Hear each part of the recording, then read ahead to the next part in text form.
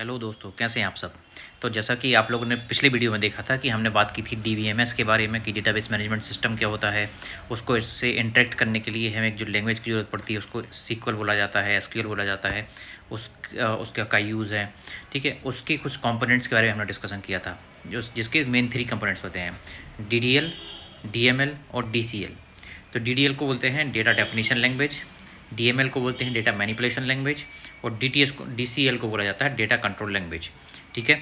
तो अभी अगर हम इनके कुछ एग्जांपल्स की बात करें तो डीसीएल जो होता है, डीडीएल जो होता है डेटा डेफिनेशन लैंग्वेज, तो उसमें हम क्या करते हैं कि उसमें हम क्रिएट टेबल स्टेटमेंट लिख सकते हैं। उसमें मतलब हम अपने टेबल को क्रिएट कर सकते हैं, उस टेबल में कुछ मॉडिफिकेशन करना है, टेबल को चेंज करना है तो या उसका टेबल का स्ट्रक्चर चेंज करना है तो हम एक ऑल्टर टेबल स्टेटमेंट लिख सकते हैं। और या फिर हमें अगर सारा का सारा टेबल ही ड्रॉप करना है तो हम ड्रॉप टेबल स्टेटमेंट लिख सकते हैं। तो ऐसा क्रिएट, ऑल्टर, ड्रॉप, ये सारे सब कंपोनेंट्स जो होते हैं वो डीडीएल के अंदर आते हैं, डेटा डेफिनेशन लैंग्वेज के अंदर, ठीक है। उसके बाद हम बात करते हैं डेटा मैनिपुलेशन लैंग्वेज की। तो जहाँ पे हम डेटा में कुछ मॉडिफिकेशन करना चाहें, टेबल की जो डेटा होता है उसमें मॉडिफिकेशन करना चाहें तो वहाँ पे हम बात करते हैं डीएमएल की। तो डीएमएल में जैसे होता है select statement, insert statement, update statement, delete statement. तो इस टाइप के जो स्टेटमेंट्स हम लिखते हैं टेबल की डेटा पर, उसको बोला जाता है डीएमएल स्टेटमेंट। थर्ड वन आता है डीसीएल। तो जहाँ पे हमें किसी यूज़र को के एक्सेस को रिवोक करना है, उसको कुछ लिमिटेड एक्सेस देना है या उसके कुछ एक्सेस को रिवोक करना है, तो वहाँ पे हम ग्रांट और रिवोक इस टाइप के 2 स्टेटमेंट्स का यूज़ करके हम यूज़र को का जो एक्सेस है वो रिवोक कर सकते हैं या उस पर कुछ रिस्ट्रिक्शन लगा सकते हैं। तो ये होते हैं ये 3 कंपोनेंट ऑफ डीसीएल। अभी आज हम बात करने वाले हैं, आज की वीडियो में हम बात करेंगे सिर्फ डीडीएल के बारे में, जहाँ पर हम बात करेंगे क्रिएट टेबल स्टेटमेंट की, यहाँ पे हम बात करेंगे अल्टर टेबल स्टेटमेंट्स की, यहाँ पे हम बात करेंगे ड्रॉप टेबल स्टेटमेंट की। तो फर्स्ट हम बात करते हैं क्रिएट टेबल की। तो क्रिएट टेबल स्टेटमेंट क्या होता है? एक ऐसा स्टेटमेंट, एक ऐसा एसक्यूएल सिंटैक्स या एसक्यूएल का स्टेटमेंट जो कि हमारे डेटाबेस में टेबल को क्रिएट करने के लिए होता है। जैसे कि हमारे एग्जाम्पल के लिए हम स्टूडेंट टेबल का यूज़ करेंगे, ठीक है। तो वहाँ उसका सिंटैक्स होता है क्रिएट टेबल, टेबल नेम, फिर स्मॉल ब्रैकेट, उसके बाद जो ब्रैकेट, उन दोनों ब्रैकेट के बीच में जो भी हमारे कॉलम नेम, उनका डेटा टाइप और उसका साइज़, और बाद में कॉमा। तो ऐसे हर एक कॉलम और उसका डेटा टाइप, साइज़ लिखने के बाद जब कंप्लीट हो जाता है तो ये हमारा जो ब्रैकेट है वो क्लोज हो जाता है।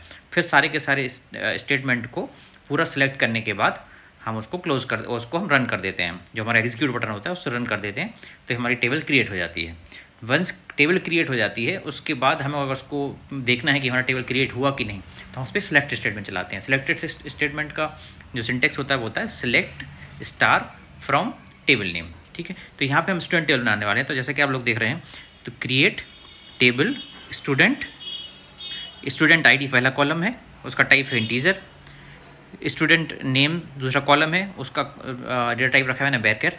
वैरकर मतलब होता है जो कि कैरेक्टर और अल्फा न्यूमेरिक वैल्यू को भी ले सकता है, ठीक है। तीसरा है स्टूडेंट क्लास, ठीक है। और चौथा कॉलम में बना रहा हूँ स्टूडेंट एड्रेस। और ये सारे के सारे वैरकर रहेंगे क्योंकि हमें यहाँ पे कुछ न्यूमेरिक वैल्यू भी चाहिए हो सकती है और कुछ कैरेक्टर वैल्यू चाहिए हो सकती है। तो यहाँ पे हम रखेंगे उनको वैरकर, ठीक है। ये हमारा क्रिएट टेबल स्टेटमेंट कंप्लीट हो गया। तो अब जैसे ये कंप्लीट हो जाता है तो हम इसमें क्या करेंगे, इसको पूरा का पूरा सिलेक्ट करके ब्रैकेट से लेकर क्रिएट टेबल स्टेटमेंट तक, इसको ये बटन को क्लिक करके हम एग्जीक्यूट बटन पे क्लिक कर देंगे। तो आप देख रहे हो नीचे जा रहा है क्वेरी रिटर्न सक्सेसफुली। अब हमें अगर इसको देखना है कि ये हमारा टेबल क्रिएट हुआ या नहीं हुआ तो हम कैसे देखेंगे, तो उसके लिए चलाएंगे select star from table name. तो टेबल नेम क्या है हमारा? स्टूडेंट, ठीक है। तो हम यहाँ पे चलाएंगे सेलेक्ट स्टार फ्रॉम स्टूडेंट और इसको पूरा सेलेक्ट करके फिर से हम एक बार रन कर देंगे तो ये हमारा रिजल्ट आ जाएगा। रिजल्ट डेटा आउटपुट में दिखेगा रिजल्ट। तो यहाँ पे आप देख सकते हो कि हमारी टेबल क्रिएट हो गई। ये ब्लैंक टेबल है, अभी हमने इसमें कोई डेटा इंसर्ट नहीं किया है, तो ये हमारी एक क्रिएट टेबल स्टेटमेंट हमारा ये हो जाता है। तो ये है अपना first DCL statement, sorry data definition language DDL statement, okay. इसके बाद हम बात करेंगे अपने नेक्स्ट डीडीएल स्टेटमेंट के बारे में जो कि होता है ऑल्टर। तो ऑल्टर कमांड जो होता है या ऑल्टर स्टेटमेंट जो होता है वो जब हमारा टेबल बना हुआ है तो उस टेबल में हमें कुछ मॉडिफिकेशन करने हैं, जैसे कि कॉलम ऐड करना है या किसी कॉलम को ड्रॉप करना है या किसी कॉलम को रीनेम करना है। तो वहाँ पे हम मल्टीपल फंक्शन इस टाइप का हम परफॉर्म कर सकते हैं। तो सेकंड हमारा होगा ऑल्टर टेबल स्टेटमेंट, ठीक है। ठीक है। तो उसके लिए जो डेटा टाइप जो सिंटेक्स होता है वो होता है ऑल्टर टेबल, टेबल नेम। अब हमें अगर कॉलम ऐड करना है तो ऐड कॉलम नेम, उसका data type size and then run that. और अगर हमें कुछ ड्रॉप करना है तो alter table, table name, drop column name. Okay, ऐसे हम कर सकते हैं। तो जैसे हम अपने एग्जांपल में देखते हैं कि हम अगर एक टेबल एक कॉलम और हमारी स्टूडेंट टेबल हम एक कॉलम और ऐड करना चाहते हैं, लाइक स्टूडेंट मोबाइल नंबर, ठीक है। तो हम यहाँ पे लिखेंगे alter table student add student mobile underscore mobile, okay. और इसका टाइप दे रहा हूँ मैं इंटीजर, ठीक है। अब मैं जैसे इसको रन करूँगा सेलेक्ट करने के बाद, तो आप देखते हो क्वेरी रिटर्न सक्सेसफुली, ठीक है। अब हम देखते हैं कि हमारा इसमें चेंजेस हुआ है कि नहीं। तो फिर से सिलेक्ट कमांड चलाते हैं स्टूडेंट टेबल पे। आप देख सकते हो कि एक लास्ट में एक कॉलम ऐड हो गया है, स्टूडेंट, ये लास्ट में एक कॉलम ऐड हो गया है। अभी हमें क्या करना है, अब हम अगला देखते हैं। जैसे हमें एक कॉलम को ड्रॉप करना है, ठीक है। तो हम उसके लिए क्या कर देंगे, alter table, table name, drop column name. तो एक ऐसा एक हमारा सिंटेक्स होता है।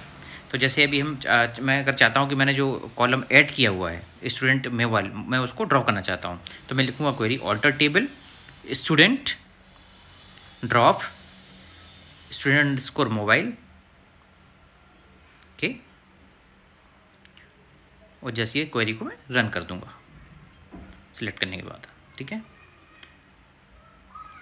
तो सेम ये हमारा जो है वो कॉलम ड्रॉप हो चुका है। हम अगर देखना चाहते हैं तो हम अगेन सिलेक्ट क्वेरी चलाएंगे, यहाँ पे हमें दिखेगा कि हाँ ये हमारा कॉलम जो है डिलीट हो चुका है या ड्रॉप हो चुका है, ठीक है। आप देख सकते हो कि इसमें आप पहले से जो 4 कॉलम ने ऐड किए थे सिर्फ वही कॉलम है, बाकी जो स्टूडेंट मोबाइल हमने जो ऐड किया था वो वापस से ड्रॉप हो गया है। तो ये होता है ऑल्टर कमांड या ऑल्टर स्टेटमेंट, ठीक है। तो ये होता है DDL का सेकंड कंपोनेंट, सेकंड सब कंपोनेंट। अभी थर्ड की हम अगर बात करें तो एक थर्ड वन होता है जो वो होता है ड्रॉप।